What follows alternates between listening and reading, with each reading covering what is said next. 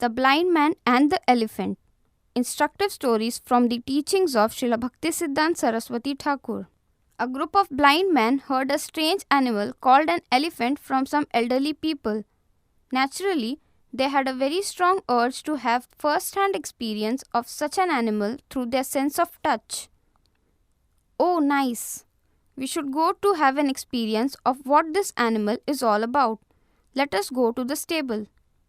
With walking sticks in hand, the blind persons arrived at the elephant stable in the royal palace. They requested the elephant keepers to permit them to touch the elephant. The blind person who touched the trunk of the elephant decided that the elephant must be an animal in the form of a large serpent. Another who touched the elephant's ear thought that it must be something like winnowing platter. Another who touched the elephant's belly thought that it must be an animal like a big wall. The one who touched the legs assumed that it was just like a pillar. The one who touched the tusk assumed that it was just like a sword. And the one who touched the tail assumed that it was just like a rope.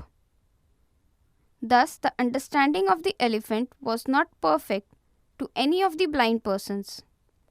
Purport: those who arrive at their own conclusion about the constitutional form of the Supreme Personality of Godhead by applying their materialistic knowledge, so-called mundane education or objective observation, also suffer from such imperfect and concocted conception of the truth. It is because of this kind of endeavor for realization of the Supreme Godhead through one's direct observation and speculation that various atheistic philosophies like illusionism, skepticism, etc. have become established.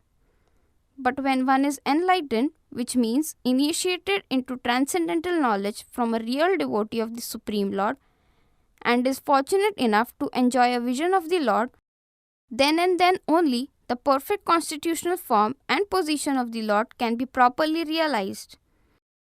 Those who are not devotees of the Lord and are under illusion from material knowledge deliver only such ideas about the Supreme Lord that are simply imperfect, concocted, and speculated.